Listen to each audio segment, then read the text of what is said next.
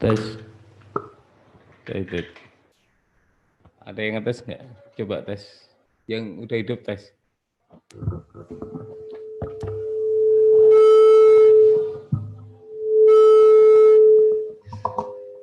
Tes, tes. Itu. Tes.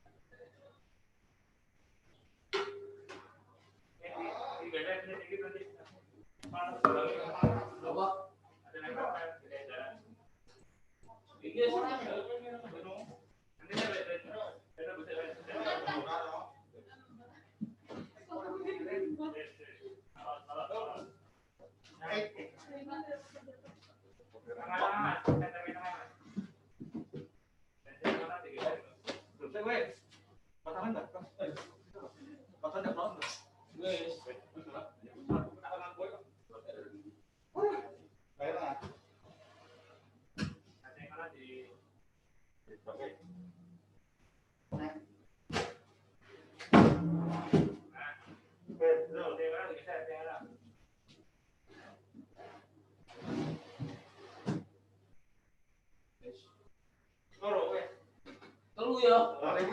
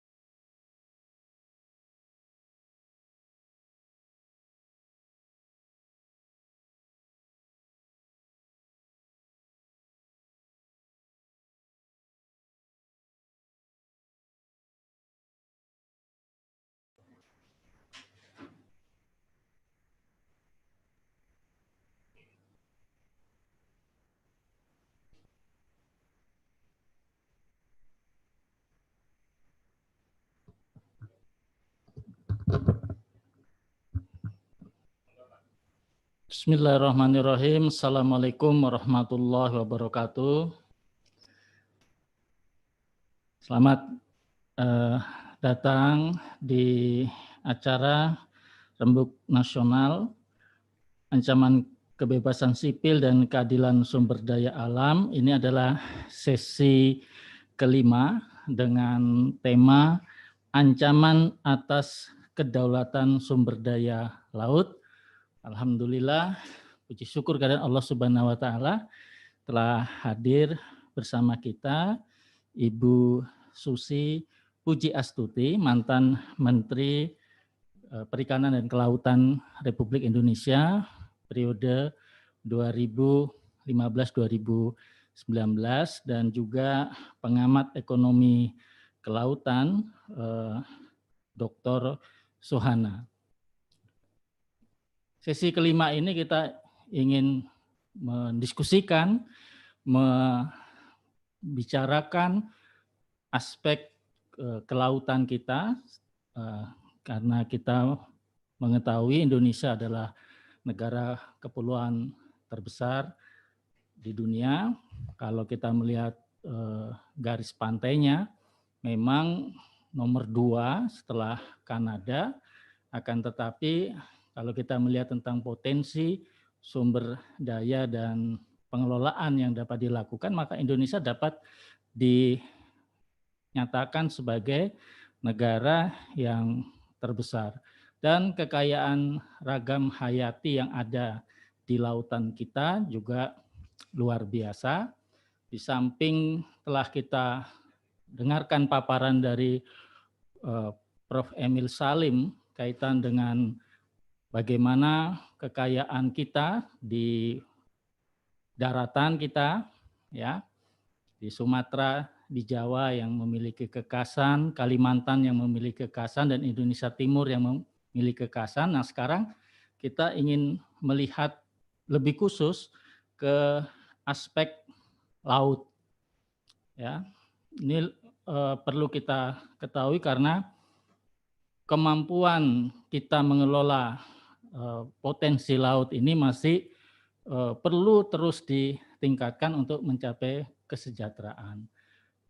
Kalau kita melihat pembukaan Undang-Undang Dasar 1945 yang menegaskan bahwa kesejahteraan menjadi tolak ukur, maka pola-pola pengembangan kelautan juga perlu diperhatikan karena ada beberapa pola pengelolaan sumber daya laut yang bisa dilakukan terkait dengan dari mulai hilir sampai dengan hulu. Apakah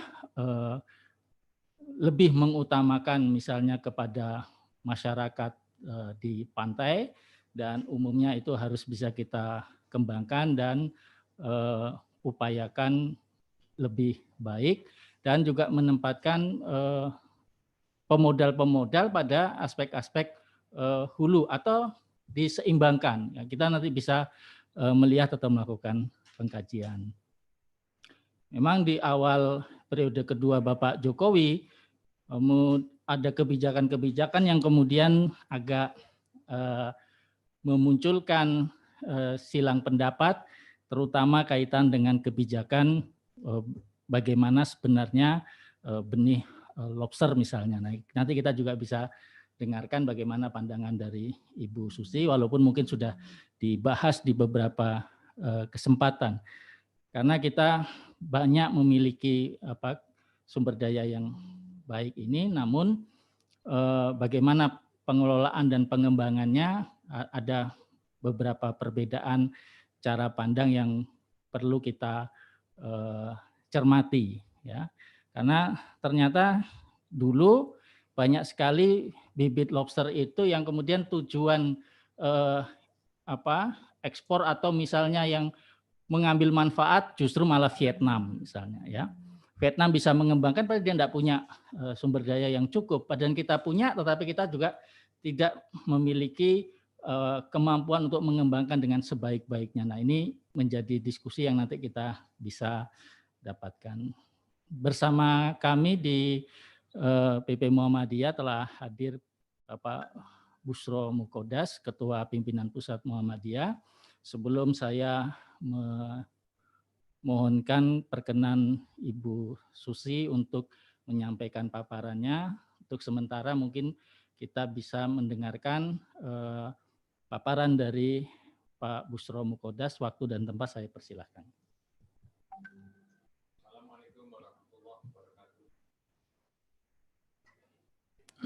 Assalamualaikum warahmatullahi wabarakatuh.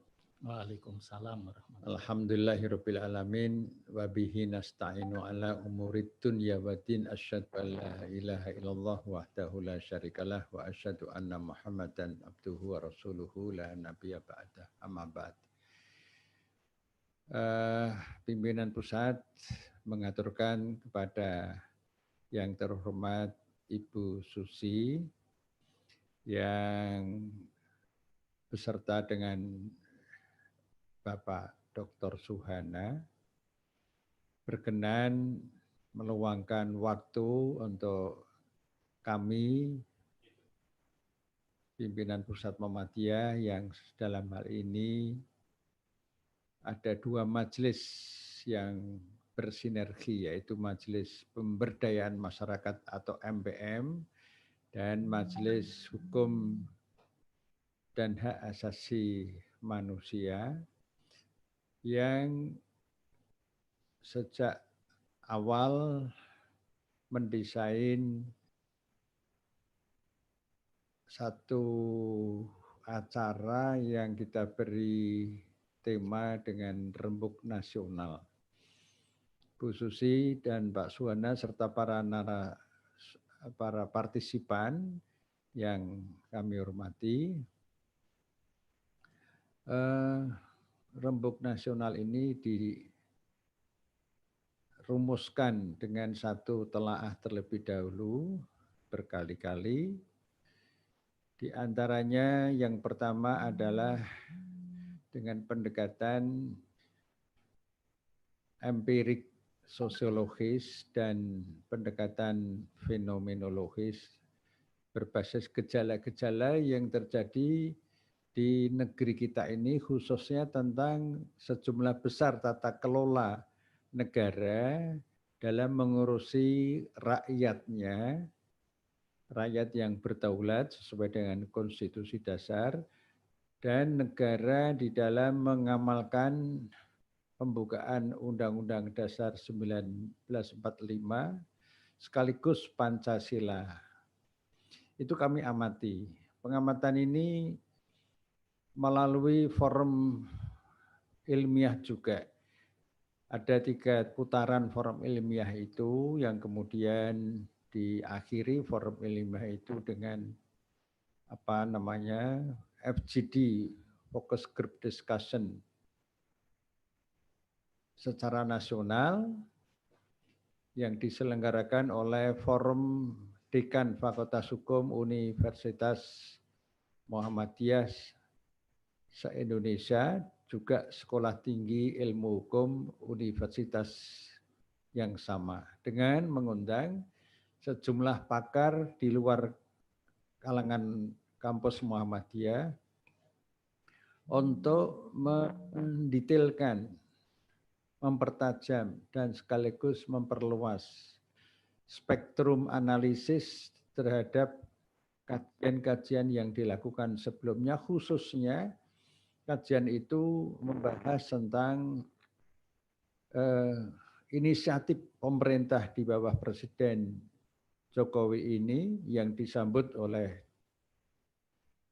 DPR, yaitu ketika sedang dilakukan pembahasan rancangan undang-undang Omnibus Law atau yang kemudian diganti dengan RUU Cipta Kerja.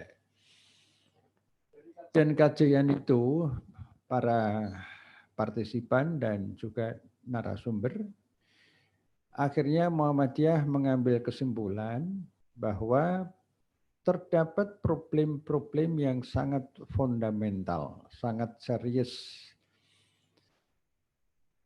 yaitu bahwa keseluruhan draft RUU Omnibus Law atau kemudian diganti dengan RUU Cipta Kerja itu, setelah kami lakukan perumusan kembali berdasarkan sikap-sikap kritis akademis, sikap-sikap kritis dari kampus, dari teman-teman NGO yang kaya dengan penelitian-penelitian yang berpihak kepada kerakyatan itu, baik itu ICW, baik itu Lokataru, baik itu KPA, Konsorsium Pembaruan Agraria, baik itu YLBHI, baik itu Kontras dan lain-lain, Jatam ya juga, Jaringan Asosiasi Tambang dan sejumlah koalisi NGO yang cukup kredibel selama ini, itu semuanya kami kaji kembali. Hasilnya kemudian kami menyimpulkan, dan kesimpulan itu intinya adalah bahwa RUU ini sama sekali mengandung pertentangan dengan ruh, nilai, dan komitmen pembukaan Undang-Undang Dasar 1945 dan Pancasila. Sekaligus bertentangan serta abai sama sekali terhadap realitas rakyat yang sekarang ini tingkat penganggurannya meledak dan kualitas hidupnya juga sedang menurun drastis, sebagian dampak pandemi COVID-19, tapi juga sebelumnya terdampak secara sistemik, terstruktur dan masif oleh pandemi korupsi. Sehingga kami sering menggunakan istilah pandemi di Indonesia ini tidak hanya pandemi COVID-19, tapi juga pandemi korupsi yang disebabkan oleh pandemi politik, yaitu politik yang tidak berkeadaban, politik yang bersumber dari kekuatan demokrasi, tapi demokrasi yang transaksional, demokrasi yang di belakangnya berada rentenir-rentenir politik atau bohir-bohir yang dengan dana yang seakan-akan tak terbatas atau memang nyatanya tak terbatas itu, mereka membotoi, mencukongi hampir setiap pemilu dan pilkada-pilkada, sehingga yang tampil sebagian besar dalam pucuk pimpinan kenegaraan adalah mereka yang tidak lepas dari peran rentenir politik itu. Akibatnya terbentuklah state capture corruption. Terbentuklah birokrasi yang berwatak korporatokrasi, kleptokratif, yang bercerminkan birokrasi yang mencerminkan pengusaha, dan kemudian tidak amanah, tidak jujur secara moral, secara agama, bahkan juga bertentangan dengan Pancasila itu sendiri. Nah, produk-produk politik seperti itulah kemudian kami akhirnya mengambil keputusan, pimpinan pusat Muhammadiyah mengambil keputusan bulat untuk mengirimkan surat secara resmi kepada yang terhormat Bapak Presiden Jokowi, Presiden Republik Indonesia, dan kepada pimpinan DPR. Surat itu sudah kami kirim secara resmi dan kami antarkan ke DPR untuk DPR kira-kira 10 hari yang lalu. Sikap resmi Muhammadiyah itu sebagai pertanggungjawaban keagamaan sekaligus tanggung jawab kebangsaan yang dalam pandangan Muhammadiyah, tanggung jawab keagamaan itu integratif, tidak bisa dipisahkan dengan tanggung jawab kebangsaan. Karena bangsa ini lahir dari ruh keagamaan dan juga lahir dari sejumlah pendiri, dan Muhammadiyah termasuk diantaranya salah satu bersama yang lain pendiri. Dengan memerankan 3 tokoh utama di Bagus Hadikusumo, Profesor Kasman Singotimejo, Jaksa Agung pertama kali Indonesia ini, dan Profesor Abdul Qahar Muzakir yang kemudian menjadi Rektor Universitas Islam Indonesia. Nah, para narasumber dan partisipan sebagai bagian akhir, setelah kami menyampaikan surat resmi agar Presiden dan DPR benar-benar memperhatikan masukan-masukan dari masyarakat sipil, tidak hanya Muhammadiyah, tapi seluruh masyarakat sipil yang pada umumnya berkeberatan dengan pembahasan RUU Cipta Kerja tersebut.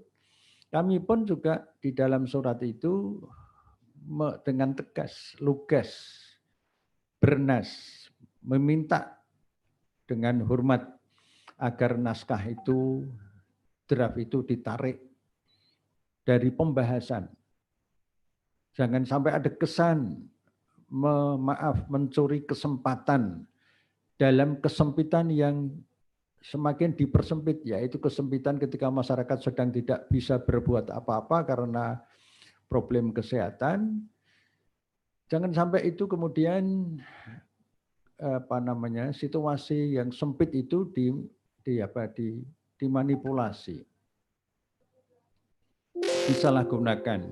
Nah, setelah kami menyampaikan surat itu, maka kami sudah berancang-rancang juga sebelumnya, sehingga di antara ancang-ancang kami, sebagaimana tadi saya sampaikan, kedua majelis ini, MPM dan Majelis Hukum HAM, menyelenggarakan rembuk nasional untuk lebih menjaring pendapat-pendapat partisipan. Alhamdulillah beberapa hari ini yang kemarin ada 1.000 lebih yang ikut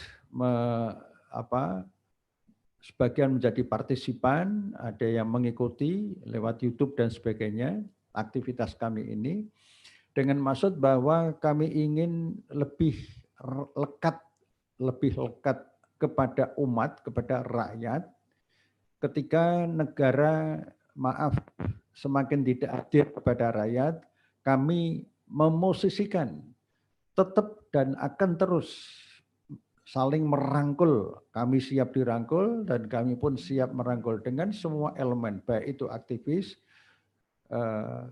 kampus, baik itu tokoh-tokoh masyarakat, dan alhamdulillah atensi terhadap kegiatan rembuk nasional ini cukup patut kami syukuri bersama. Oleh karena itu sekali lagi kami menyampaikan terima kasih pada Bu Susi, yang maaf Bu Susi, kami semua merasa bersyukur dan sekaligus bangga ada putri Indonesia yang dulu dalam satu sambutan kami waktu Bu Susi kami mohon hadir di acara KPK, waktu itu kami menjuluki Ibu sebagai sebagai Siti Hajar abad 21 karena keberanian Ibu dengan jargon-jargon yang dikonkretkan, yaitu jargon itu tenggelamkan. Nah, kata tenggelamkan itu menggambarkan ketika Fir'aun dengan kesombongannya akhirnya ditenggelamkan oleh Nabi Musa lewat tongkat sebagai mukjizat yang langsung dari Allah itu. Jadi Bu Susi berakhir sebagai menteri dengan husnul khotimah, dengan happy ending. Dan kami bangga karena prestasi Ibu selama itu kami ikuti terus. Mudah-mudahan menjadi contoh khususnya bagi kaum wanita, khususnya perspektif gender juga perlu diimbangi dengan sikap-sikap yang lebih tegas dari ibu-ibu, dari kelompok wanita, bersama-sama dengan yang lain. Oleh karena itulah maka mudah-mudahan tema yang kami mohonkan kepada Bu Susi yaitu tentang ancaman sumber daya laut. Nanti mohon Ibu bisa menjelaskan secara cukup kepada kita semuanya, kepada kami semua yang ingin belajar mendalami sejauh mana kekayaan Indonesia itu sebagai kekayaan ilahiyah yang dihadiahkan oleh Tuhan, itu terus dirompak dan dirampok oleh tangan-tangan hitam, sehitam virus corona di beberapa daerah. Oleh karena itulah maka sebagai penutup putaran ke-5 ini, pimpinan Pusat Muhammadiyah sekaligus menghaturkan rasa terima kasih kepada semua partisipan dan semuanya kami rekam. Nanti kami insya Allah akan menindaklanjutinya sebagai aspirasi dari pendapat-pendapat para narasumber dan semua partisipan itu, dan akan kami persembahkan kepada negeri yang tercinta ini, negeri yang kita perjuangkan sendiri, negeri yang kita dirikan, proklamirkan sendiri. Jangan sampai dikelola dengan pola-pola menggelar karpet merah untuk investor-investor asing yang itu pada akhirnya menjadi tirani ekonomi minoritas terhadap mayoritas rakyat yang berdaulat sebagaimana ditegaskan di dalam bab 1 pasal 1 ayat 2 Undang-Undang Dasar 1945 bahwa kedaulatan berada di tangan rakyat dan akan diatur menurut undang-undang dasar ini. Sayang 1000 kali sayang, dalam pelaksanaan undang-undang, misalnya undang-undang minerba, itu pemerintah dan DPR tanda petik mencuri kesempatan itu. Demikian sebelumnya undang-undang KPK juga dipaksakan. Dan sekarang ada nada-nada akan dipaksakan pembahasan dan pengesahan RUU Cipta Kerja. Demikianlah sebagai penutup. Dan kurang lebihnya mohon maaf, semoga semua apa yang kita kontribusikan di dalam putaran demi putaran ini menjadi bagian dari amal jariah kita yang tidak putus-putusnya sebagai modal sangu kita, modal kita terutama untuk kehidupan ukhrawi nanti kemudian hari yang pasti kita akan masuk kepada kehidupan seperti itu. Demikianlah. Wassalamualaikum warahmatullahi wabarakatuh. Waalaikumsalam warahmatullahi wabarakatuh. Terima kasih pada Pak Busro Muqaddas. Selanjutnya kita akan mendengarkan paparan dari Ibu Susi Puji Astuti. Kami persilakan kepada Ibu Susi.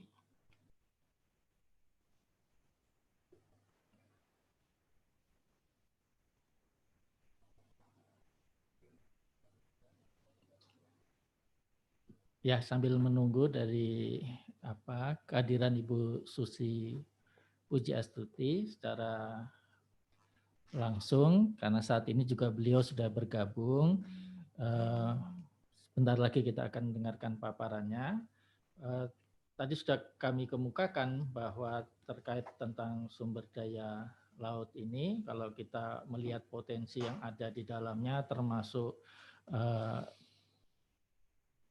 hal-hal yang terhubung dengan tambang, apakah itu minyak yang ada di laut dan ikan serta segala kekayaan yang ada di dalamnya, tidak akan kurang dari perhitungan lebih dari 200 atau 300 triliun.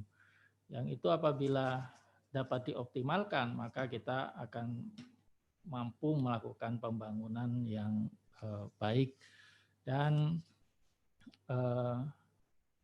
berbagai peningkatan atau upaya agar kekayaan ini tetap terjaga juga sudah dilakukan pada masa Ibu Susi, di mana ada pengoptimalan terkaitan dengan penegakan hukum yang lebih terpadu.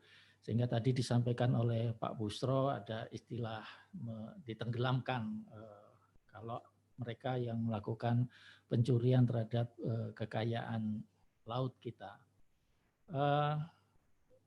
Upaya-upaya yang dilakukan secara sistematis ini telah memberikan banyak hasil, kaitannya juga dengan melindungi kekayaan hayati kita dengan sebaik-baiknya agar tidak dilakukan eksploitasi secara tidak tepat sasaran. Kemudian kita kalau melihat di sebelah timur kita di sekitar Papua itu juga sangat luar biasa. Kalau kita berbicara tentang misalnya ikan tuna itu luar biasa, cukup besar, karena memang di situ tempat tumbuh dan berkembangnya segala kekayaan ikan kita. Laut juga bisa dikembangkan dalam sektor pariwisata. Luar biasa kita memiliki tempat-tempat yang bisa dikembangkan dan diolah. Nah, hal-hal semacam ini tampaknya belum secara utuh kita lakukan dengan sebaik-baiknya. Kita masih lebih banyak melakukan kegiatan-kegiatan eksploitasi di wilayah-wilayah daratan kita, akan tetapi juga upaya-upaya yang dilakukan di dalam melakukan pengembangan sumber daya alam kita ini, sebagaimana pada rembuk pertama dan seri pertama sampai dengan seri keempat kita telah mengetahui pengelolaannya belum dilakukan dengan juga sebaik-baiknya.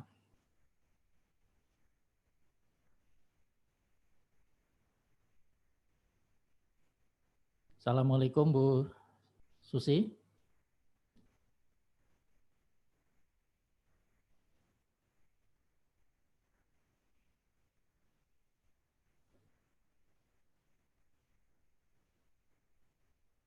Kita masih menunggu tersambung dengan Ibu Susi.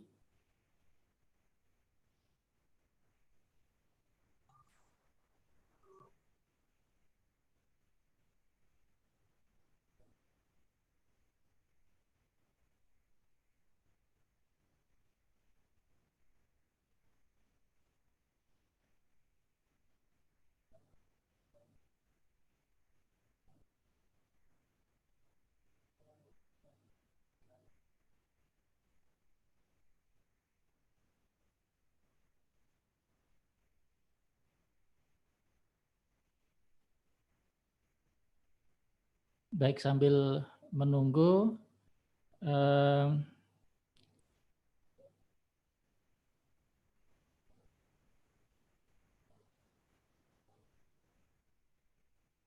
sampai saat ini kita masih berusaha untuk terhubung ya.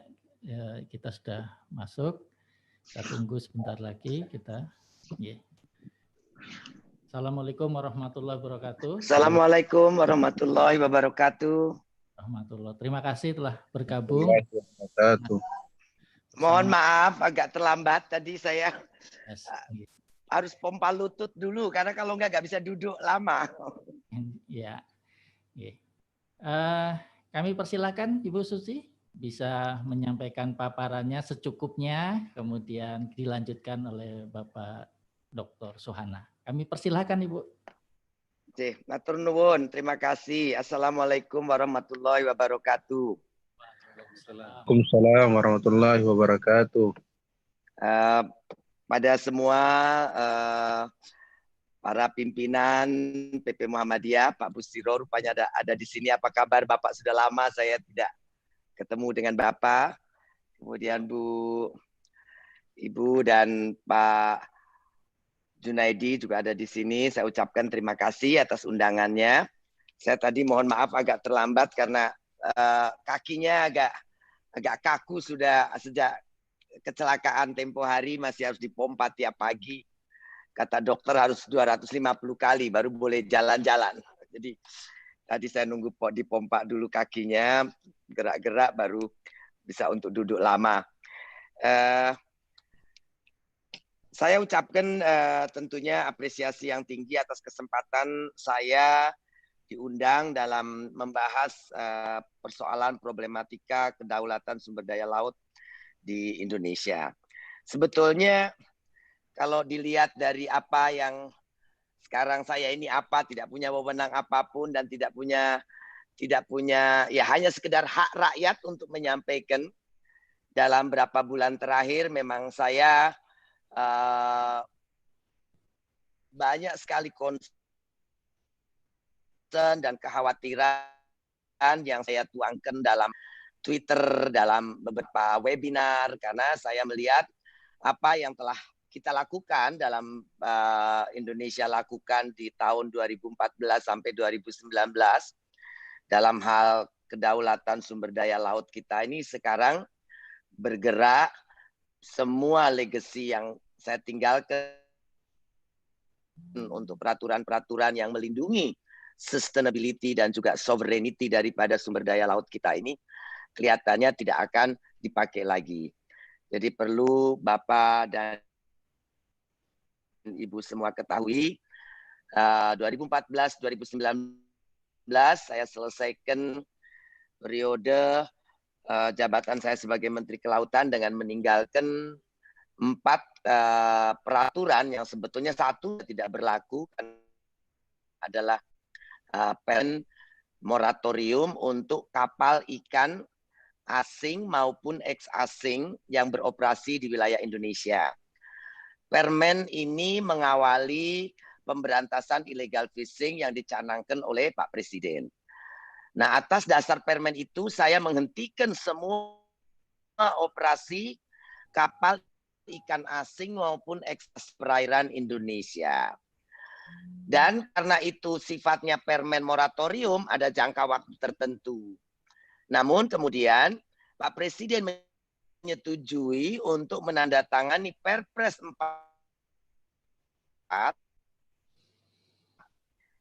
perikanan itu masuk dalam negative list investasi asing. Kenapa saya menginginkan seperti ini? Karena untuk tangkap ikan itu hal yang gampang. Dan sumber daya ikan ini adalah halo, masih kedengaran Pak? Masih kedengaran Bu, tapi kurang keras ini suaranya. Oh, kurang keras ya, Nan. Ya.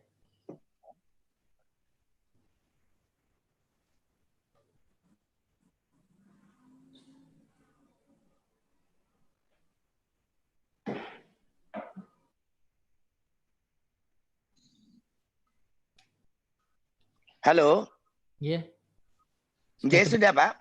Iya. Jadi Pak Presiden, kenapa perikanan tangkap ini harus dikuasai oleh kita?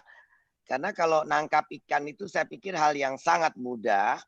Dan Indonesia ini coastal fisheries, bukan ocean going fisheries. Kenapa? Karena kita negara kepulauan. Batas 200 nautical mile kita itulah yang membuat satu laut kita. Dan 200 nautical mile itu untuk nelayan kapal 10 GT saja gampang, masih bisa pergi. Kita ini bukan termasuk country distance fishing. Country distance fishing adalah negara-negara yang tidak mempunyai laut sendiri. Mereka mencari ikan jauh dari negerinya seperti China, Jepang, Korea, lalu Vietnam, lalu Thailand, lalu Taiwan misalnya. Yang paling besar ya Cina, Jepang, Korea, dan Taiwan.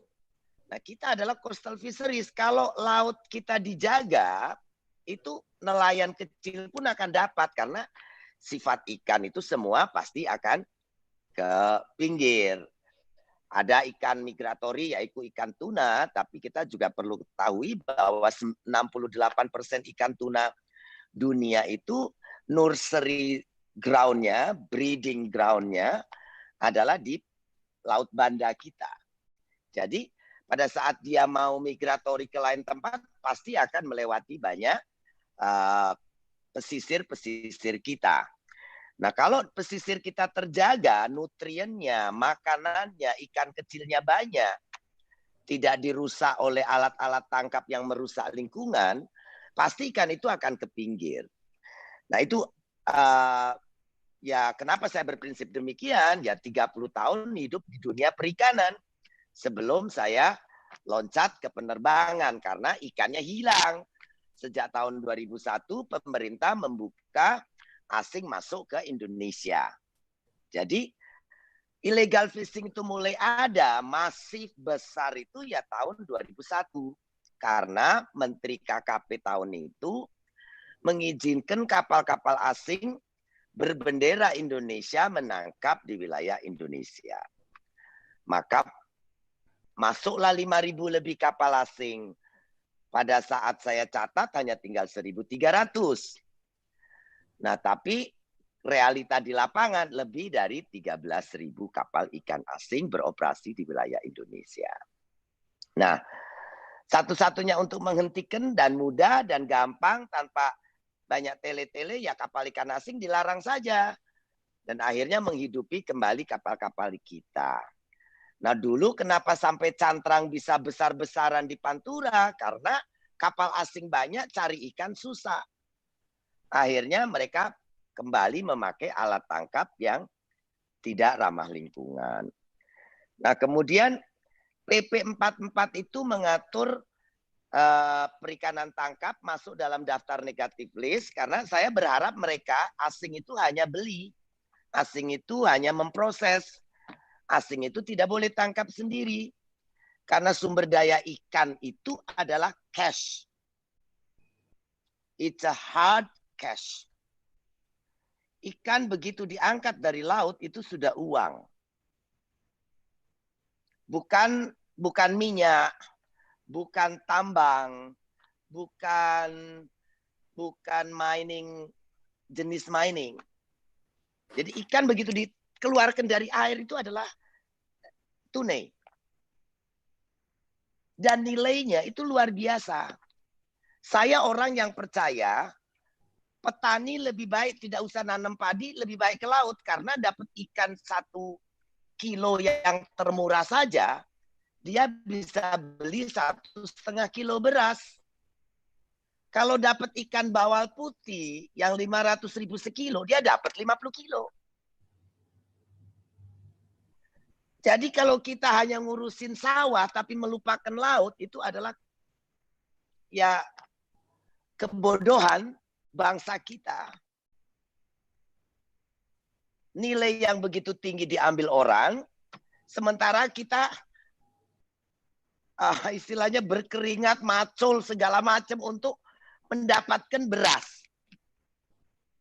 Yang kemudian beras pun kita impor, karena pedagang, pengimpor senang dengan impor karena punya kuota. Dengan kuota ini dia berdagang tanpa harus kerja. Hanya dapat kuota, they make money. Nah, ini kelihatan sekali di lobster sama. Jadi dulu sebelum Vietnam berbudidaya lobster, Indonesia tuh nomor 2 di dunia. Ekspor lobster konsumsinya. Nah, ekspor lobster konsumsinya ini nomor 2, tiba-tiba tahun 2001 hilang. Waktu itu saya tidak tahu.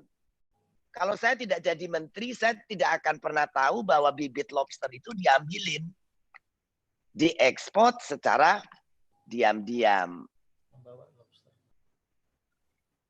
Nah, karena itulah jadi waktu saya jadi menteri, saya atur krustasean, kepiting yang betelor, lobster yang betelor, bukan ukuran konsumsi, itu harus diproteksi. Kita hanya boleh jual ukuran tertentu. Nah, tapi ya itu tadi, keberlanjutan kita ini tidak pernah kita pikirkan. Kita terbiasa mengelola mining, mengelola hutan, yang tidak berpikir berkelanjutan. Jadi semua eksploitasi yang ekstraktif. Nah, ini kaitannya tuh saling kait-mengkait, illegal fishing dengan lobster. Vietnam ini sekarang menjadi eksportir lobster nomor 1 di dunia. Dan 100% bibitnya dari kita.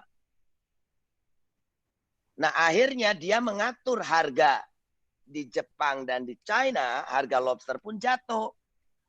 Harga lobster di Indonesia dibanding 2 tahun lalu, 3 tahun lalu, itu hampir turunnya lebih dari 50%. Nah, kalau bibitnya kita stop, ya kita akan menjadi pemasok dunia minimal nomor 2 atau nomor 3. Karena Australia sudah mengatur pengambilan lobster ini dengan sangat regulatif, yaitu yang jantan saja yang boleh diambil, ukuran yang boleh diambil cuma 454 gram. Akhirnya tonase jumlah lobster dia makin banyak. Di dunia hanya ada 6 negara yang memiliki spiny rock lobster. Indonesia, Kuba, Australia, Sri Lanka, Maldives, dan Filipina. India ada tidak banyak. Nah, zaman dulu nelayan di pantai selatan ini hidup dapat penghasilan jutaan kalau musim lobster. Sekarang tidak ada lagi tontonan lobster ya, cuma kintal-kintal saja karena bibitnya diambil. Pengambilan bibit ini masif karena hanya pakai lampu saja dia mendekat. Kalau yang dewasa tidak. Nah, persoalannya ini sekarang diperbolehkan lagi. Jadi ditentukan siapa nelayan didaftar yang mau ngambil bibit. Yang boleh ekspor juga didaftar. Jadi ada kuota, ada pendaftaran, registrasi, pembagian. Saya terus terang pribadi yang tidak setuju dengan sistem perdagangan kuota. Karena tidak akan ada yang namanya keadilan. Dan akses publik akan menjadi terbatas. Anda tidak punya kuota, Anda tidak punya akses untuk ikut. Dan ini ya kita tahu di perdagangan, di apapun sama. Nah, ini juga menjadi masalah karena Vietnam berbudidaya, dia perlu ikan rucah untuk mengasih makan. Ikan rucahnya dari mana? Dengan illegal fishing yang mereka lakukan di Laut Natuna. Karena di negerinya, di Vietnam, troll tidak boleh. Jadi mereka harus masuk ke Natuna untuk ambil ikan kita. Untuk kasih makan lobster bibit yang dibeli dari kita. Nah, untuk saya, ya saya tidak tahu lagi siapa yang akan melindungi keberlanjutan sumber daya alam kita ini. Nah, data-data nanti Pak Suhana sampaikan secara teknis untuk Bapak bisa mengerti. Kalau berkenan nanti saya kirim ke PP Muhammadiyah buku yang saya buat tentang transformasi kelautan dan perikanan Indonesia, juga buku yang mendasari laut masa depan bangsa dengan 3 pilarnya, yaitu kedaulatan, keberlanjutan, dan kesejahteraan. Kesejahteraan itu sebetulnya hanya jadi penyebab saja. Nah, sekarang polemik terakhir lobster ini adalah muncul perusahaan-perusahaan baru yang mengekspor, yang ternyata juga hasil investigasi beberapa kawan media terafiliasi dengan partai lah, dengan pejabat lah, dengan petinggi lah. Jadi ya saya melihat sumber daya alam kita ini, padahal sumber daya alam ini adalah yang sangat easy dan very rich, very valuable, dan sustainable. Kenapa? Karena dia renewable. Ikan ini, udang, lobster semua kalau dijaga dia akan replenish. Akan mengadakan multiplying regeneration sendiri. Semakin kita atur, semakin kita jaga, semakin produktif sumber daya alam kita. Yang bentuknya renewable resources. Kalau tambang, emas, apa semua minyak ditambang lama-lama habis. Tapi ikan, dia akan replenish. Hanya kalau kita mengelolanya dengan benar. Di seluruh dunia yang jualan bibit lobster dan bibit sidat cuma Indonesia. Juga yang memanen koral, yang memperjualbelikan koral juga cuma Indonesia. Apa kita harus bangga? Kayaknya kita satu-satunya yang jualan bibit lobster. Yang jualan koral.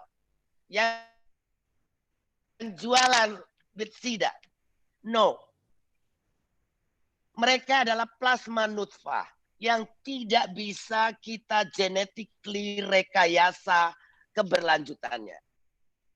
Kalau udang windu sudah bisa dikawinkan di bak. Ikan bandeng sudah bisa dikawinkan di bak. Tapi lobster, ikan sidap, mereka tidak bisa di breeding in-house. Mereka adalah plasma nutfah. Agama, negara harus melindungi plasma nutfah. Karena itu keberlanjutan kita sebagai manusia. Di negeri kita tidak ada kepedulian itu.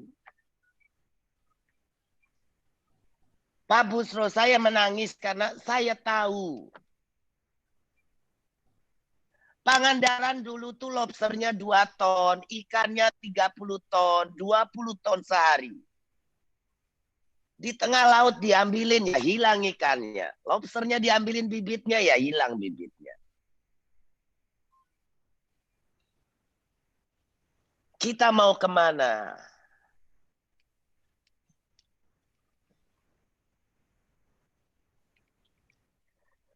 Plasma nutfah itu bukan milik kita, milik generasi anak cucu kita. Tidak boleh kita ambil begitu saja. Kenapa Australia tidak jualan bibit lobster? Kenapa Australia tidak kasih kapal asing masuk?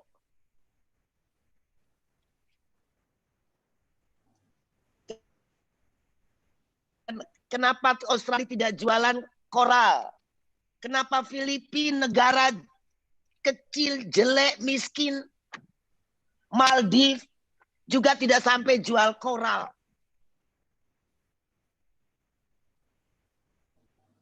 Kita ini penyuplai SeaWorld terbesar di dunia, Pak. Jadi seluruh akuarium SeaWorld di dunia dapat koralnya, dapat ikan-ikan yang sudah punah itu ya dari kita. Karena di kita boleh. Saya atur 5 tahun yang ini tidak boleh, yang ini sudah hampir punah, yang ini kita jaga, yang ini kita ambil kalau sudah besar. Supaya mereka sempat beranak pianak. Sekarang semua beledi ini dihabiskan. Di laut itu ada ribuan spesies. Ekosistem laut itu ada lebih dari 1000 yang bisa diperdagangkan. Bo iya.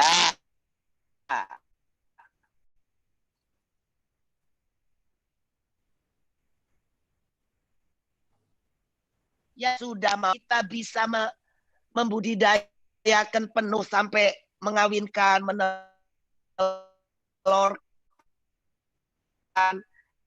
Itu janganlah diambil.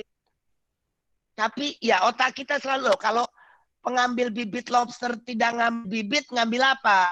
Lu ya pasti ngambil lobster toh. Lobster gedenya kan pasti ada. Memangnya bibit lobster itu lahir sendirinya, Pak? Nggak ada emak sama bapaknya. Akal sehat kita di mana?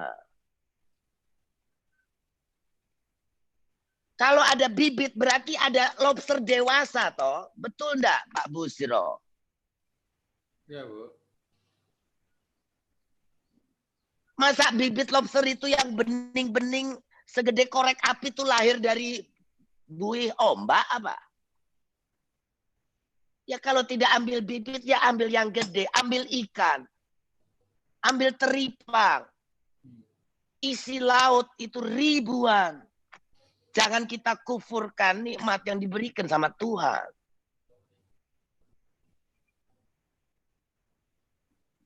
Semua direkayasa, dinarasikan sedemikian rupa supaya ya daripada tidak dijual ya lebih baik diekspor.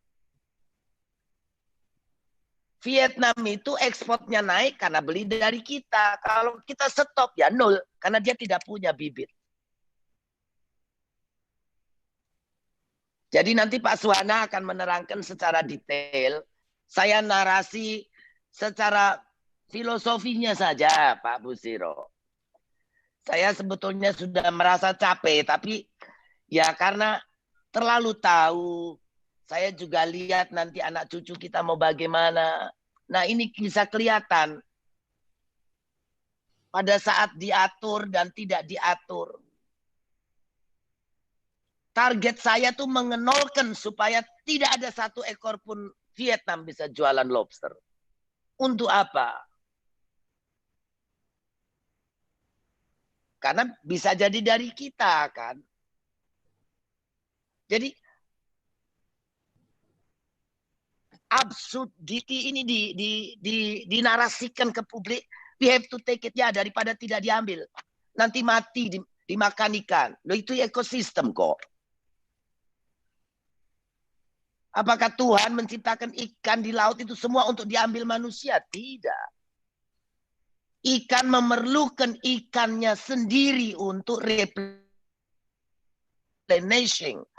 Untuk dia makan, untuk dia hidup. Bukan untuk kita semua. Ekosistem memerlukan bagian-bagiannya untuk terus menciptakan sebuah ekosistem. Tapi orang tidak mengerti ekosistem apa, ya susah. Mereka pikir ambil saja ini, sudah selesai. Kita jual. Mereka tidak tahu bahwa bagian ekosistem hilang akan menjadi rantai-rantai yang hilang satu persatu. Saya tidak mampu mengadvokasi lagi karena saya bukan siapa-siapa. Saya hanya seorang susi saja. Muhammadiyah organisasi, NU organisasi, dan banyak organisasi masyarakat lainnya. Saya titipkan keberlanjutan, kedaulatan, Anda yang bisa mempertahankan itu.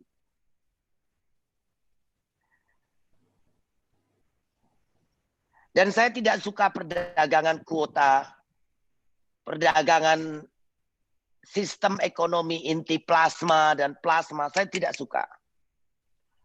Karena itu hanya menjadi eksploitasi yang tidak ada keadilannya. Sekarang harga lobster bibit cuma 5.000 perak. Dulu waktu dilarang 60.000. Siapa yang mengambil sekarang yang besar ini keuntungannya? Ya eksportir. Eksportir yang mendapatkan kuota. Nelayannya pun didaftar. Ada registrasi nelayan. Siapa yang mau ambil, siapa yang tidak. Banyak daerah tidak mau ambil. Itu juga akan menjadikan konflik horizontal. Dan banyak lainnya. Terima kasih, mohon maaf kalau saya sedikit emosional. But somebody has to do something.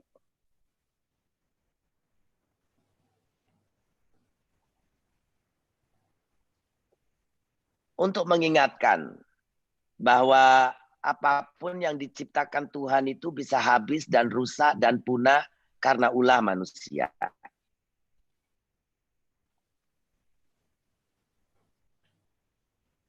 Jangankan sebuah sumber daya itu habis, kita manusia juga bisa dipanggil Tuhan kapan saja. Dan yaitu 99% lobster dunia itu dari perikanan tangkap. Ya dijagalah di alam, diaturlah, ambillah yang sudah 200 gram. Australia saja bisa ambil cuma yang 450 gram. Dan yang jantan saja. Jadi yang betinanya disuruh bertelur, beranak pianak.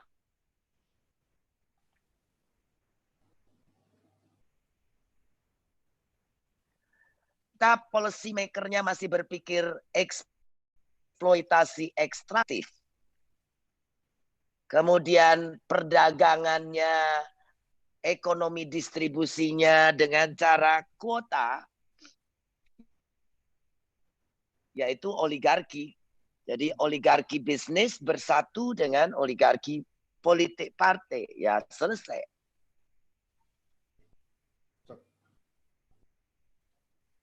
Terima kasih. Assalamualaikum warahmatullahi wabarakatuh. Mohon maaf atas pembicaraan yang sedikit. Sedikit tapi sangat berbobot, Bu Susi. Sangat berbobot. Saya gemes, Pak Busiro. Ya. Mudah-mudahan Pak Suhana bisa menjelaskan secara runut dan rinci nanti. Beliau ahlinya dan beliau udah ikut saya lama.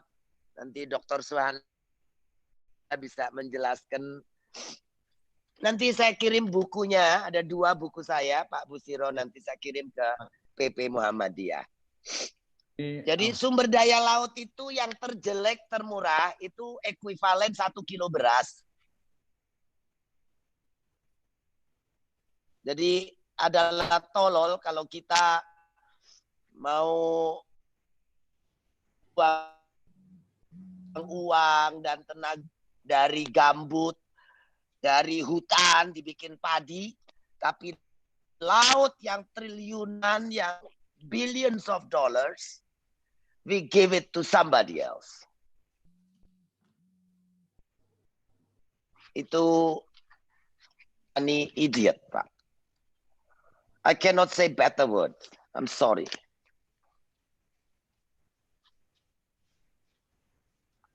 Terima kasih. Terima kasih sekali Bu Susi atas nama kita semuanya, partisipan dan semua rakyat Indonesia yang terharu, terenyuh, ngeres mendengar paparan Bu Susi yang intuitif sekali, kaya dengan data, kaya dengan perspektif analisis ke depan, yang itu mudah-mudahan segera menyentuh hati nurani yang terdalam dari Presiden Jokowi yang paling bertanggung jawab atas semuanya ini. Mudah-mudahan beliau diberi keinsafan dan bersama kita kembali kepada jalan yang lebih benar. Terima kasih Bu Susi. Terima kasih Bu Susi. Kita langsung ke Dr. Sohana atas permintaan Ibu Susi untuk bisa lebih mengelaborasi lagi dari data-data yang ada dan bisa memberikan pencerahan yang lebih dalam kaitannya dengan bagaimana ancaman terhadap sumber daya laut kita. Saya persilakan kepada Dr. Sohana, waktu sekitar 20 menit ke depan. Baik, Assalamualaikum warahmatullahi wabarakatuh, Pak Busro, Bapak Ibu sekalian. Mohon izin kalau berkenan saya share dari bahan saya supaya lebih enak di dalam. Ini kita siapkan. Sebenarnya bahan yang tadi Ibu paparkan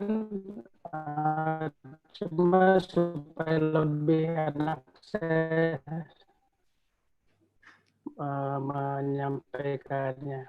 Ya, silakan Pak. Saya hanya menyampaikan terkait data-data yang Ibu Susi mintakan. Oke, sebentar. Oke. Baik, Bapak Ibu sekalian, tadi Ibu Susi sudah menyampaikan bahwa ancaman ke depan, saya mulai dari ringkasan ini bahwa ke depan itu isu di laut ini tidak terlepas ikan itu sebagai sumber pangan di laut, tapi yang menjadi masalah adalah sekarang ini dunia sendiri sudah mengalami krisis ikan, gitu kan? Ikan, lalu berikutnya adalah terkait pelanggaran HAM. Kita waktu zaman Ibu Susi membongkar satu-satunya yang bisa membongkar kejahatan perikanan di Indonesia, gitu kan. Dan itu ternyata sudah berlangsung lama oleh kapal-kapal asing dan baru terbongkar di zamannya era Ibu Susi. Kita tahu kasusnya di Laut Arafura segala macam, sehingga akhirnya waktu zaman Ibu Susi keluarlah Permen KP terkait aturan terkait HAM di sektor perikanan. Nah ini baru di era Bu Susi lah HAM mulai diberlakukan di sektor perikanan seperti itu. Nah, berikutnya adalah terkait ke depan dunia pun sudah memandang bahwa akan terjadi ikan ini, perebutan ikan di laut ini akan menjadi sebuah isu yang menjadi penyebab perang di masa depan. Dan sekarang beberapa negara pun sudah mempersiapkan armadanya untuk banyak menangkap di perairan, terutama Cina dan segala macam. Nah, sebenarnya Ibu Susi dalam 5 tahun kemarin itu sudah memperkuat dengan 3 pilar. Kenapa harus kedaulatan dulu, kenapa harus keberlanjutan, dan akhirnya akan berdampak terhadap kesejahteraan. Ya. Nah, sekarang kedaulatan sedikit, kalau kami melihat sedikit dilonggarkan oleh kebijakan, sehingga kita lihat sekarang ini tanggal 21 Juli kemarin ada nanti saya ceritakan bahwa tertangkap oleh satelit bagaimana ada 54 kapal patrol milik Vietnam masuk ke Indonesia menggerus sumber daya ikan yang ada di Indonesia dan bagaimana dampaknya gitu ya. Nah, saya hanya sedikit saja memaparkan ini adalah gambaran bagaimana krisis dunia tentang perikanan. Media-media internasional pun sudah mulai membahas ini. Ini adalah bagaimana degradasi sumber daya perikanan di laut kita, di laut dunia, termasuk di dalamnya Indonesia, isu pangan segala macam ini sudah mulai dibahas di dunia internasional. Saya ingin sebelum ke ke lobster, saya ingin mulainya dari sini. Ini adalah kasus tertangkapnya oleh satelit. Ini citra satelit ini semua bisa mengakses. Ini punyanya Eropa. Pada tanggal 21 Juli kemarin ada 54 kapal patrol di wilayah Laut Natuna. Di sekitar sini, ini persis di perbatasannya. Ini adalah masuk ke Indonesia. Ini titik kapal-kapalnya yang berwarna merah ini. Dan ini kalau kita lihat lebih detail lagi, ini Bapak Ibu bisa lihat kenapa kelihatan saya mengidentifikasi ini sebagai kapal patrol, karena ini kalau kita lihat ada dua kapal ini jaraknya antara 300 sampai 600 meter antar kapal, dan itu dia berjalan seiringan dengan kecepatan yang sama. Nah, ini artinya pola seperti ini biasanya adalah troll yang ditarik oleh dua kapal, makanya disebut patrol. Nah, ini adalah atau troll yang ditarik dengan dua kapal. Nah, bagaimana kejahatan kapal ini? Seperti ini Bapak Ibu. Kalau secara teori, kapal patrol ini seperti ini. Kalau kita lihat dari citra bahwa jarak antar kapal itu antara 300 sampai 600 meter. Jadi panjang tali dari kapal ke ujung sini, ujung jaring trollnya itu sekitar 750 sampai 1.500 meter. Artinya kalau kita konversi ke dalam lapangan sepak bola kan lebar hanya 90, artinya lebih dari 3-4 kali lapangan bola seperti itu. Itu dari satu kapal. Makanya dari 54 kapal ini diperkirakan luasan yang tergerus oleh kapal patrol ini, oleh kapal-kapal Vietnam ini sekitar 50 km persegi dalam satu waktu. Dan ini pada masa pandemi saat ini, tanggal 21 kemarin ini adalah merupakan sangat yang terbesar kalau dari pantauan citra satelit itu ya. Karena biasanya tidak lebih dari 10 kapal gitu kan. Ini tiba-tiba ada 54 kapal. Nah, ini saya menduga ini kenapa sampai Vietnam masuk ke Indonesia dengan banyak kapal seperti itu. Dugaan sementara saya bahwa ada keterangan dari jurnal internasional tahun 2019 kemarin bahwa budidaya lobster yang ada di Vietnam itu pakannya dipasok oleh ikan ruca dari hasil tangkapan troll. Nah, dari ikan-ikan ruca hasil tangkapan troll inilah yang menjadi pakan karamba lobster yang ada di Vietnam. Nah, sekarang Vietnam kembali banyak mengimpor bahan baku, mengimpor bibit lobster dari Indonesia, diduga memerlukan pakan yang cukup besar, sehingga dia mau tidak mau harus mencari ikan ruca seperti itu. Nah, makanya karena untuk memproduksi 1 kilogram lobster itu dibutuhkan sekitar 20 sampai 50 kilogram ikan ruca. Nah, sehingga inilah yang menyebabkan tadi kenapa Ibu Susi sangat konsen terhadap kelestarian sumber daya ikan, karena ikan ruca ini untuk dipasok untuk membesarkan lobster di Karamba, itu untuk memproduksi 1 kilogram lobster itu dibutuhkan 20 sampai 50 kilogram ikan ruca. Ini sangat luar biasa sekali dari segi kelestarian sumber daya ikan yang ada di alam. Bapak Ibu sekalian, sebetulnya pembudidaya negara yang mengembangkan budidaya lobster itu tidak banyak, gitu kan. Di dunia ini paling besar ada sekitar 6 negara, gitu kan. Dan 2 besarnya adalah Vietnam sama Indonesia. Vietnam sudah mengalami penurunan sejak pelarangan ekspor benih lobster oleh Indonesia sejak 2015-2016 terjadi penurunan produksi. Sementara di Indonesia sendiri ada peningkatan produksi untuk yang dibesarkan, gitu kan. Nah, kita lihat bahwa akibatnya Vietnam ini tadi sudah Bu Susi jelaskan bahwa ketika Indonesia melarang ekspor benih lobster, kinerja ekspor Vietnam semakin menurun. Sementara Indonesia meningkat sangat luar biasa, gitu kan. Dan perlu diingat bahwa Vietnam itu merupakan negara pesaing Indonesia di pasar lobster dunia, khususnya untuk yang saya maksud ini adalah lobster konsumsi.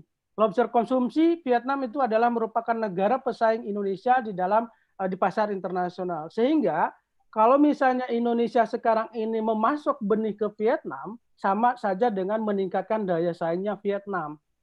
Sementara di Indonesia ketika akan bergelut akan memasarkan lobster konsumsinya di pasar internasional, dia akan kalah. Karena apa? Karena pasar utama dari lobster konsumsi ini, khususnya lobster yang hidup, itu adalah Cina. Jarak antara Vietnam ke Cina itu bisa ditembus lewat jalur darat, sehingga ongkos logistiknya jauh lebih murah dibanding dari Indonesia. Sehingga kalau misalnya lobster Indonesia hasil tangkapan yang ukuran konsumsi maupun dari hasil budidaya yang ada di Indonesia itu akan kalah bersaing dengan produk Vietnam yang sama-sama masuk ke China. Inilah kenapa kita selalu sampaikan kalau misalnya kita mengekspor benih lobster ke Vietnam sama saja dengan mematikan usaha lobster yang ada di Indonesia. Karena percuma pasar utama kita akan kalah di pasar internasional oleh produk-produk Vietnam. Jadi double kekalahan kita. Pertama, sumber daya kita akan tergerus. Yang kedua, lobster konsumsi pun kita akan kalah di pasar internasional. Nah, secara ekologi ingin saya menyampaikan, kebetulan saya S1, S2 sampai S3 ini mempelajari tentang laut, khususnya ekonomi laut. Kalau kita belajar sedikit mengulas terkait ekosistem, ada di ekosistem itu ada yang namanya rantai makanan itu. Nah, rantai makanan kalau kita lihat lobster ini adalah merupakan tadi Ibu Susi sudah menyampaikan bahwa menjadi makanan ikan-ikan yang ada di atasnya seperti itu. Nah, inilah yang selama ini disampaikan oleh para ahli akibat dari makan oleh rantai ekosistem inilah kenapa tingkat kelangsungan hidup lobster ini sekitar 0,01 gitu kan. Tapi 0,01 ini, nah itu ya batasnya sekitar itu. Artinya gini, ikan itu kalau misalnya memakan benih lobster, ketika sudah kenyang ya sudah, dia tidak akan memakan lagi gitu kan. Berbeda hal dengan manusia, ketika sudah kenyang pun dengan kerakusannya dia akan terus eksploitasi gitu kan. Nah makanya ketika dengan Permen KP membolehkan nelayan menangkap benih lobster, maka ini akan semakin tekanannya akan semakin tinggi. Akibatnya rantai makanan yang ada di wilayah pesisir ini akan terganggu gitu kan. Kalau misalnya ini tidak dikontrol dengan baik, maka tidak menutup kemungkinan walaupun lobster ini ataupun ikan ini sumber daya pulih, ketika itu terus ditekan, tidak menutup kemungkinan akan habis juga seperti itu. Nah, yang diuntungkan itu bukan nelayan, yang diuntungkan itu adalah eksportir. Kenapa? Karena saya punya data, ini adalah data dari jurnal internasional yang terbit tahun 2015. Ini hasil dan kelihatannya ini tidak berubah di Lombok benih lobster ini dibeli antara sekitar $0,43 sampai $0,95. Sementara dia jual di Vietnam itu di atas $13. Artinya disparitas yang sangat tinggi inilah yang menyebabkan sebetulnya siapa yang diuntungkan dari kebijakan ekspor benih ini gitu kan. Kalau selain daripada oligarki ini gitu. Nah, inilah yang terjadi kenapa di sini yang diuntungkan itu bukan nelayan, tapi adalah para eksportir.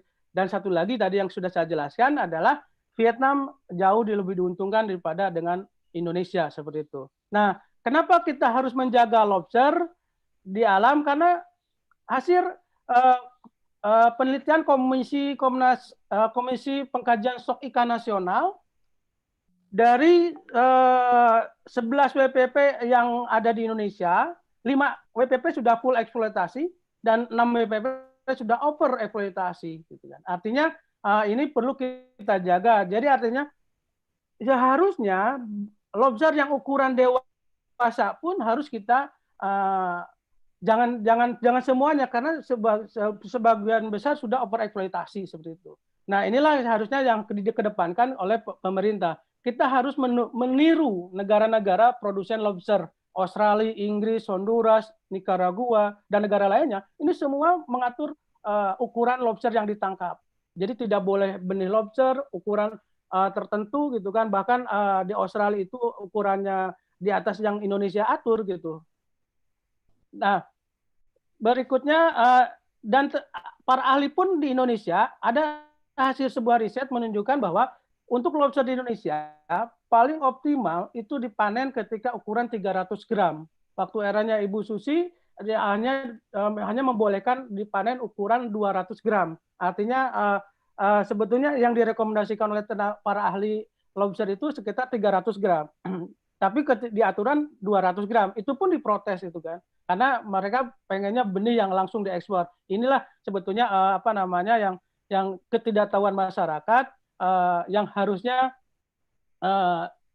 disosialisasikan oleh pemerintah gitu kan. Bapak Ibu sekalian, saya ingin sedikit menambahkan lagi bahwa kita punya pengalaman terkait eksploitasi benih ini.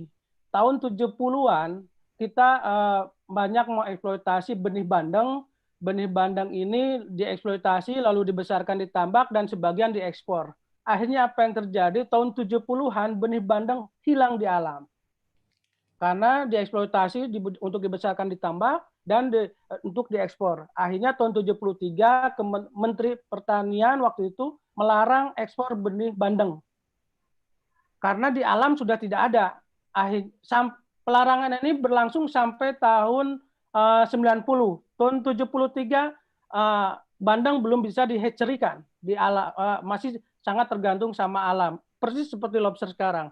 Jadi karena semua dieksploitasi dari alam, akhirnya benih bandeng habis di alam tahun 73. Akhirnya 73 dilarang, sampai tahun 90-an baru bandeng bisa dihatcherikan. Benih bandeng bisa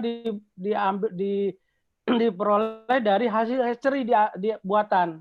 Akhirnya tahun 73, tahun 90-an benih bandeng boleh kembali diekspor karena sudah disuplai oleh hatchery. Nah, ini jangan sampai terjadi lagi di lobster. Sampai sekarang Indonesia belum berhasil menghatcherikan benih lobster. Australia sendiri yang konon kabarnya sudah berhasil, sampai sekarang masih dalam proses tahap laboratorium, belum kepada skala industri. Dan makanya sampai sekarang Australia tidak pernah belum pernah sampai sekarang mengekspor benih lobster. Walaupun katanya Australia sudah berhasil. Nah, Indonesia sampai sekarang belum ada yang berhasil melakukan hatchery benih bandeng. Nah, sehingga kita jangan sampai mengulang kasus yang sama, kasus nener bandeng di lobster seperti itu. Saya kira agama pun menyampaikan bahwa kita jangan sampai terperosok di lubang yang sama, gitu kan. Padahal kita sudah tahu, gitu kan. Nah, ini jangan sampai kasus nener bandeng ini terulang di lobster. Nah, makanya dari sejak awal kami mengingatkan supaya ini perlu kita jaga dengan baik benih lobster ini. Saya kira mungkin itu tambahan beberapa data yang bisa saya jelaskan. Mudah-mudahan nanti dalam diskusi nanti bisa lebih dalam lagi. Terima kasih. Assalamualaikum warahmatullahi wabarakatuh. Waalaikumsalam warahmatullahi wabarakatuh. Terima kasih Dr. Suhana atas paparan melengkapi apa yang tadi telah disampaikan oleh Ibu Susi. Memang kita ini sangat prihatin, tidak hanya sumber daya laut kita tadi yang sampai disampaikan, segala aspek tampaknya pilihan-pilihannya itu bukan kemudian mengembangkan kemandirian bangsa ini dalam pengolahan seluruh kekayaan alamnya, tetapi ingin lebih praktis, mencari yang mudah dan menganggap kita ini tidak akan kehabisan segala sesuatu. Meskipun tadi dikatakan untuk laut itu dia memang berbeda dengan misalnya tambang, dia bisa diperoleh kembali, akan tetapi memiliki syarat. Nah, syarat inilah yang coba diatur dalam kebijakan Ibu Susi sehingga kekayaan laut kita itu bisa terus kita kembangkan untuk kemakmuran masyarakat. Nah, tampaknya ini yang kembali kita mundur dan lebih memilih hal-hal yang praktis, dan hal yang praktis ini lebih banyak menguntungkan para pengusaha-pengusaha yang mengabaikan kemakmuran bagi masyarakat banyak. Baik, pada kesempatan kali ini ada beberapa penanya. Kita berikan kesempatan, ada Pak Dahlan, kemudian ada Pak Doni. Saya persilahkan untuk yang pertama Pak Dahlan. Saya persilahkan.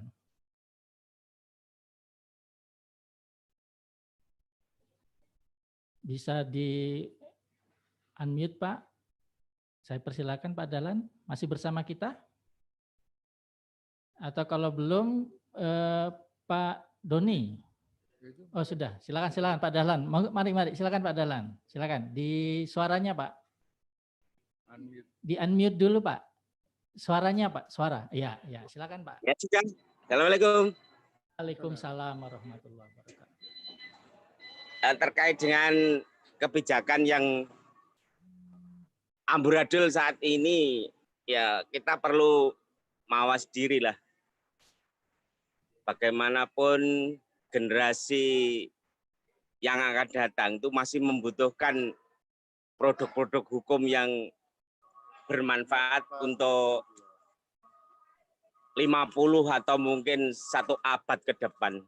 Kalau pemerintah tidak menghiraukan apa yang disampaikan Bu Susi tadi, sungguh sebuah keprihatinan yang mendalam. Saya sangat tersentuh dengan apa yang diuraikan Bu Susi Pujiastuti tadi, bahwa ternyata kalau bahasa parenya itu jeketek negeri ini sedang amburadul. Nah, apa yang bisa dilakukan oleh PP Muhammadiyah terkait dengan temuan-temuan yang disampaikan oleh Bu Susi tadi, itu harus ada actionnya Pak Busro. Ya. Kami dari MHH PDM Kabupaten Kediri. Oh, ya. Saya kira singkat padat itu saja, sesungguhnya banyak, tetapi lupa semuanya karena saking asiknya menyaksikan hari ini. Terima kasih. Assalamualaikum warahmatullahi wabarakatuh.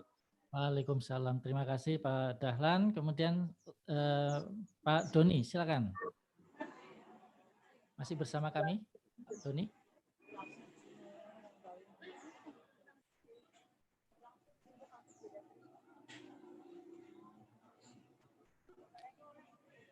Kalau belum, Pak Juliden Siregar, silakan.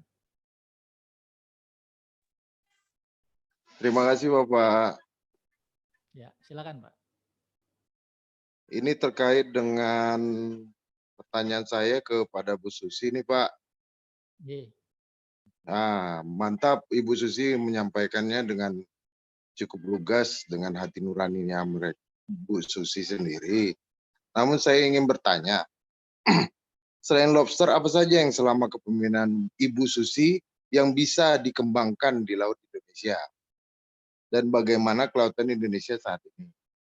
Terus terkait dengan ada berita baru ini tentang pemerintah akan membangun suatu tambak udang 100.000 hektar. Namun sejak zaman Soeharto belum pernah digalakkan di wilayah Lampung Selatan. Dan udah pernah digalakkan di zaman Soeharto. Terima kasih. Itu saja Bapak. Terima kasih. Sorry Ya. Bapak. Terima kasih Pak Juliden. Mungkin dijawab dulu. Kami mohonkan bantuan Pak Dr. Suhana. Masih bersama kami Pak Suhana? Iya, masih Pak, masih Pak. Ya. Mohon izin saya tidak inikan video karena rupanya sinyalnya kurang bagus. Tadi ditanyakan selain misalnya lobster, apalagi yang bisa dikembangkan dan dimunculkan khususnya pada saat kebijakan Bu Susi saat menteri. Kemudian mungkin kaitan kalau udang Pak, itu bagaimana pengembangannya lebih lanjut. Saya persilakan Pak Suhana. Baik, kalau dari segi komoditas saya kira di Indonesia ini, jadi kalau untuk sumber daya ikan itu Pak, kalau di perikanan tangkap di perairan kita ini, Indonesia ini memiliki banyak jenisnya, namun setiap jenis itu volumenya sedikit. Volumenya sedikit, berbeda dengan yang di wilayah tropis, di wilayah subtropis, di mana jenisnya sedikit, tapi volumenya besar, seperti itu. Nah, di Indonesia kalau misalnya untuk budidaya sendiri sudah banyak yang bisa dikembangkan, misalnya kalau untuk air tawarnya sendiri, patin mungkin. Patin itu di Indonesia kenalnya dengan dori, karena senangnya impor dari Vietnam dori, padahal itu adalah patin seperti itu. Padahal itu adalah ikan patin. Cuman kita senang menyebutnya dori karena lebih milenial atau lebih laku di pasar. Padahal kita di sini produksi patin di Sumatera itu misalnya ada di Ampar, di sana ada kampung patin dan beberapa wilayah juga sudah banyak mengembangkan patin. Nah, cuman karena kita lebih senang produk impor, akhirnya patin di Indonesia waktu itu juga dilabeli dori gitu kan. Nah, waktu sejak Ibu Susi baru ada namanya, ya kenapa kita namanya tidak patin saja gitu. Nah, akhirnya introduksi ke pasar, akhirnya beberapa sudah memakai label patin Indonesia seperti itu. Nah, itu untuk produk air tawar. Produk air tawar itu masih banyak. Sekarang juga berkembang budidaya ikan gabus. Ikan gabus ini dulu mungkin tidak terlalu berharga, tapi sekarang di dengan masa COVID ini, ikan gabus ini nilainya sangat luar biasa karena itu ikan gabus ini merupakan salah satu sumber dari albumin, Pak, yang bisa dikonversi untuk sekarang banyak diekstrak menjadi obat untuk penahan daya tubuh, dan ini sudah banyak diproduksi dan itu hasil produksi lokal, bahan baku lokal, dan sekarang dipasarkan oleh Bio Farma dan itu diproduksi bahan baku lokal oleh industri lokal dan bahan bakunya itu hasil dari para pembudidaya tingkat lokal. Nah, ikan gabus ini belum banyak dikembangkan oleh para pelaku-pelaku di Indonesia seperti itu. Padahal ini selain untuk konsumsi juga untuk kalau misalnya Bapak Ibu kalau misalnya habis operasi besar itu selalu meminum obat Cina supaya lebih cepat lebih cepat kering gitu kan. Nah, ke depan mungkin ekstrak dari ikan gabus ini bisa menjadi salah satu sumber obat-obat seperti itu. Dan itu sekali lagi adalah khas dari ikan gabus yang ada di Indonesia. Dan itu belum banyak dikembangkan di Indonesia. Jadi merupakan potensi yang bisa dikembangkan, pasarnya cukup menjanjikan dan banyak manfaatnya. Lalu jenis lainnya kalau misalnya yang sudah berhasil dihatchery-kan misalnya untuk ikan budidaya laut adalah kerapu. Kan. Nah, kerapu kita sudah banyak hasil modifikasi perkawinan, kita sudah banyak berhasil di dalam mengembangkan kerapu ini, dan itu selain kerapu juga ada kakap merah, bawal, segala macam, ini adalah potensi-potensi yang bisa dikembangkan di perairan Indonesia. Saya kira banyak jenis yang yang bisa dikembangkan termasuk ikan mas, ikan nila segala macam yang sudah berhasil kita kembangkan untuk memasok.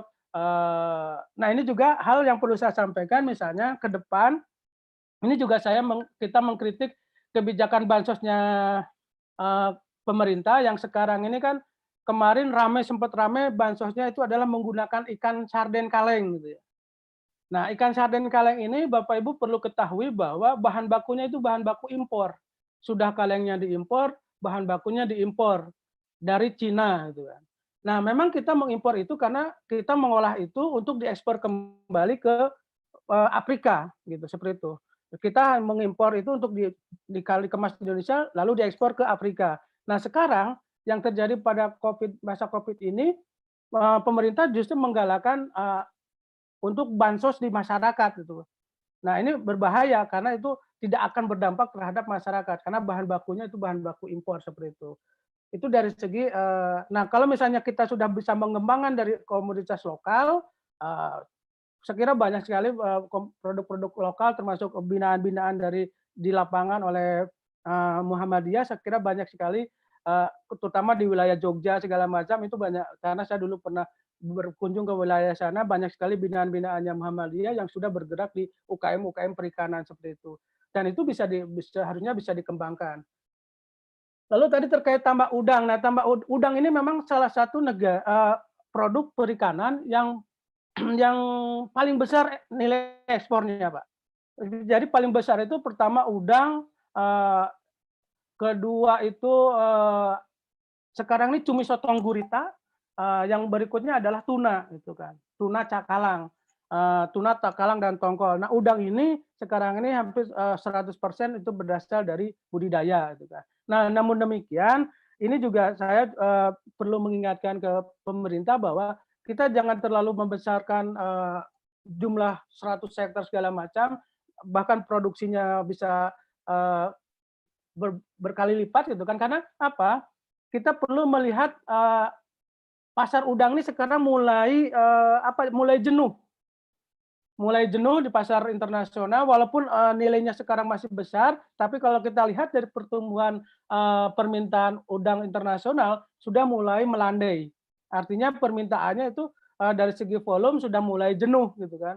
Nah, sehingga kalau misalnya kita menggencarkan produksi besar-besaran, nanti kembali ketika akan diekspor, dunia internasional permintaannya sudah mulai melandai.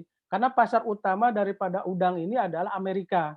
Dan Amerika sendiri sekarang lebih banyak dipasok oleh India dan lain-lain. Kecuali kalau misalnya perang dagang antara Amerika sama Cina terus berlanjut sampai 5-10 tahun ke depan, maka kita bisa mengambil pangsa pasarnya Cina. Seperti itu. Tapi kalau misalnya perang dagangnya hanya kita berhenti dari tengah jalan, kita khawatir ketika kita menggenjot produksi besar-besaran di tengah pasar udang yang semakin lesu. Nah, ini akan menyebabkan permasalahan lagi nanti. Produksi banyak tapi tidak terserap pasar, maka akan menyebabkan permasalahan tersendiri terhadap serapan produksinya nanti seperti itu. Ada lagi kira-kira Pak yang belum saya jawab? Saya kira sudah tadi sampai dengan masih ada beberapa yang ingin mengajukan pertanyaan pada rembuk kita kali ini. Ada Pak Doni, silakan Pak Doni kalau masih bersama kami.